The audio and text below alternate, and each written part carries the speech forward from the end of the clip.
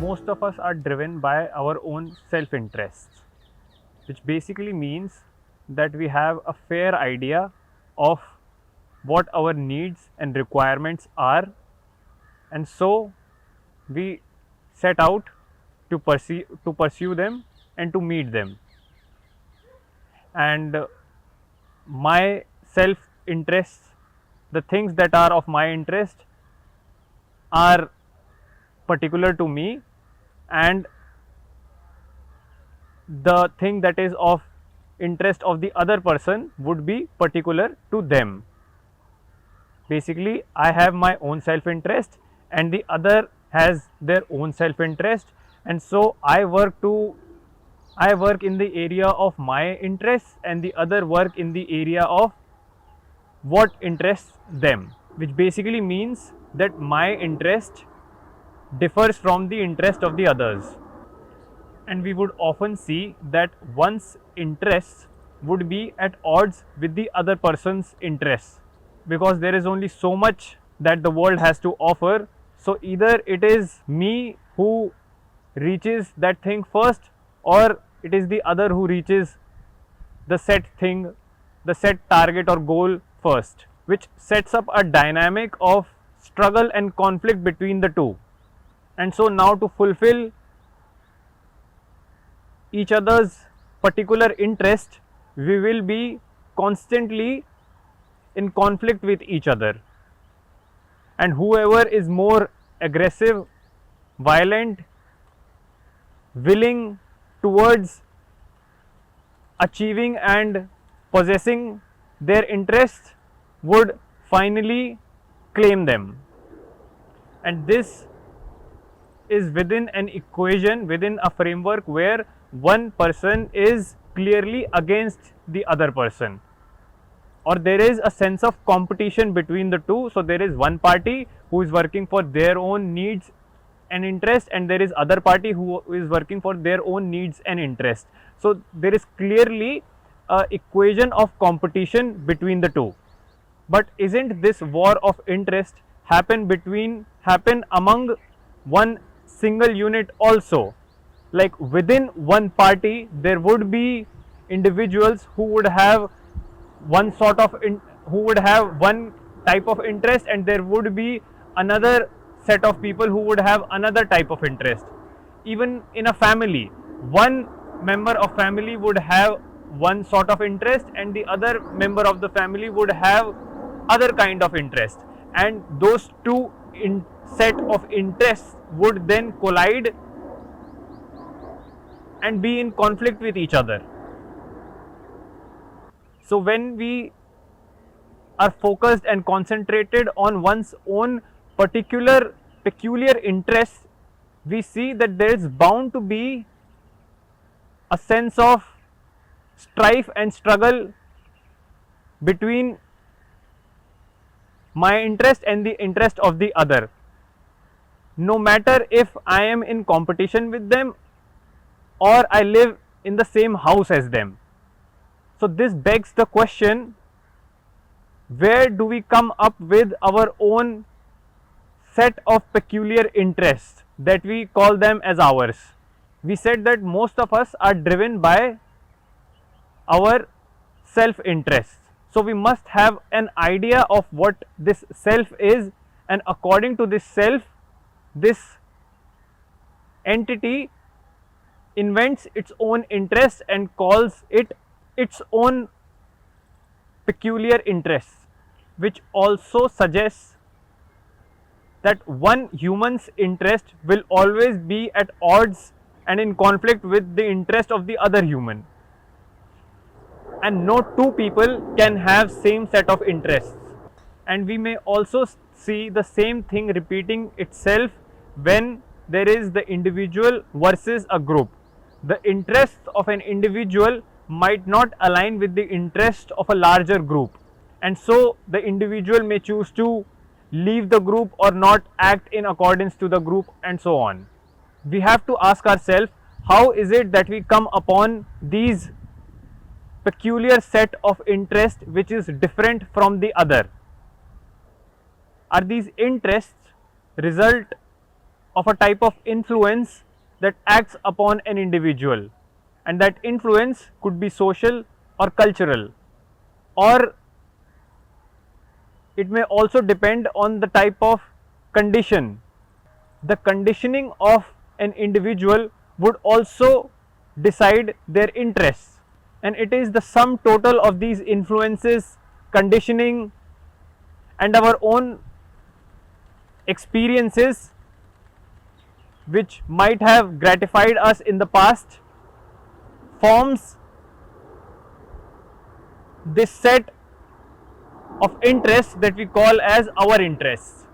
And so what we find is, it is not really one individual interest against the other individual, it is one kind of influence against the other kind of influence, one kind of conditioning versus the other kind of conditioning.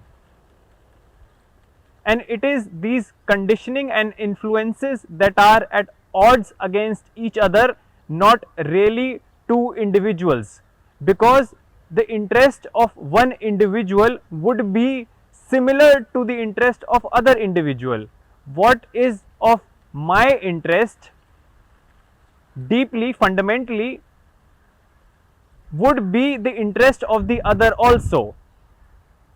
If I am a human being, my core fundamental interest would be similar to the interest of the other also, because we share the same consciousness.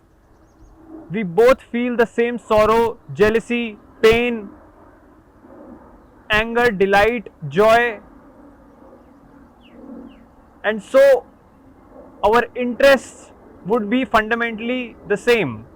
They cannot be different, and that is the same for when the individual is against a group.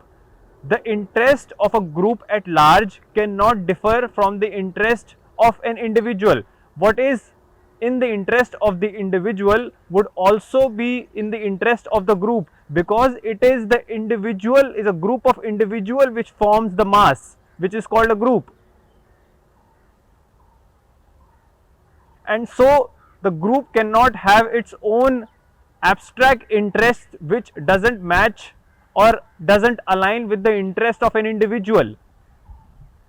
The fundamental interest of the individual would form or would shape the interest of the group also.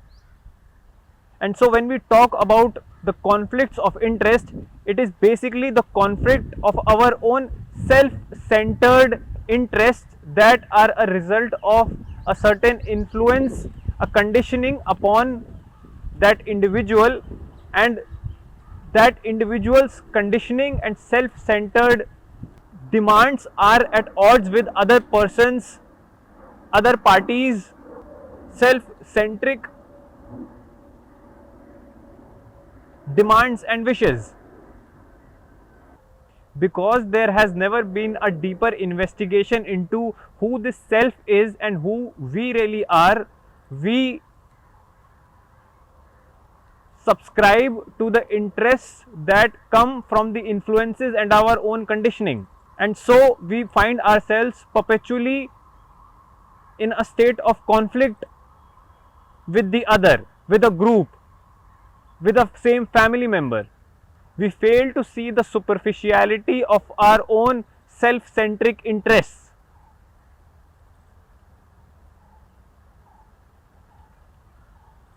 And in knowing our own fundamental interests, we would automatically understand the interest of the other also. And if and when I work from my interest, I would naturally be working for the interest of the other also, because it is like a river. If cleaning a river is in my interest, and if I act on that interest, that is also in the interest of the other. So by cleaning the river for myself, I would automatically be cleaning the river for the other also. And same goes for the group or the other. If the other thinks that a clean river is of their interest, they are automatically working for my interest also. So when we talk about self interest, we really need to address what it is that deeply is in the interest of this self, of us, of a human being. It is only superficially that we will be at odds and in conflict with each other when it comes to our own interests, because deeply our interests are fundamentally the same.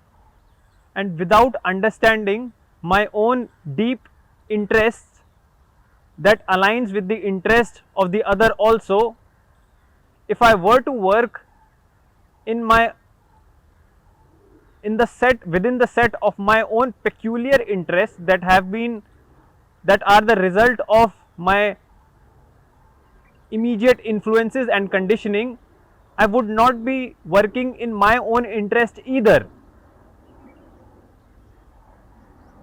I would think that I am working for my own interest, but that would not really be the case.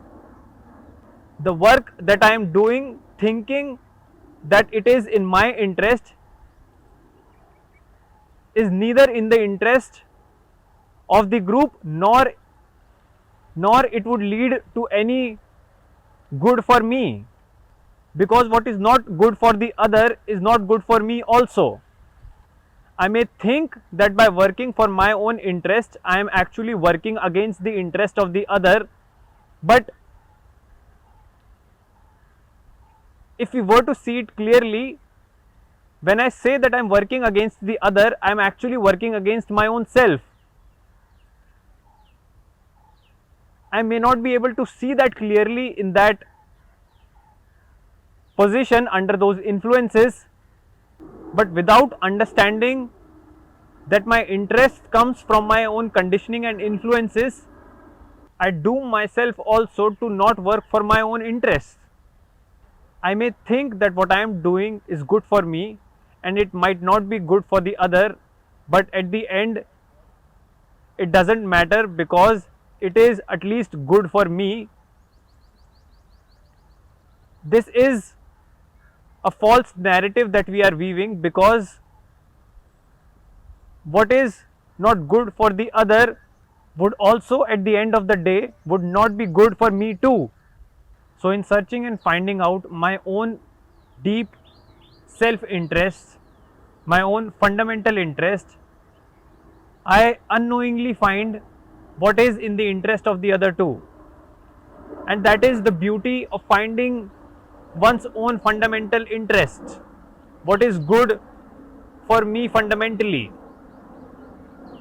Because when I find what is really beneficial for me without my knowledge, I end up finding out what is good for a human being, period. Because I am humanity at the end of the day.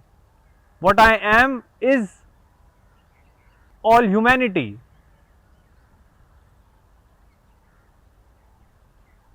And if this one individual finds what is good, what is really good for him, he will unknowingly find what is really good for the rest of mankind also. We begin by doing this as a favor to ourselves, but end up doing it as a favor for the rest of humanity.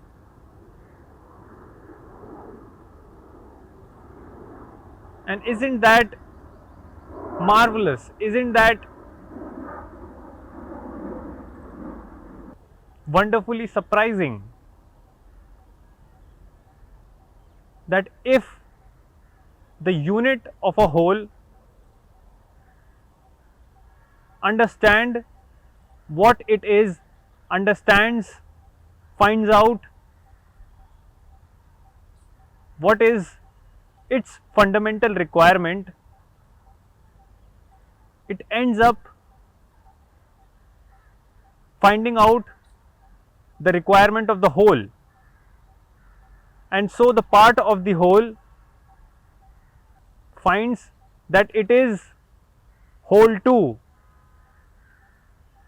and it is through this process of searching, finding out, that the part will finally find out that it is the whole, not separate from the whole, not a fragment of the whole, but in itself it contains the essence of the whole. Like a whole ocean is concentrated within a single drop, and if that one drop of water understands this, in that drop of water rests the entire ocean.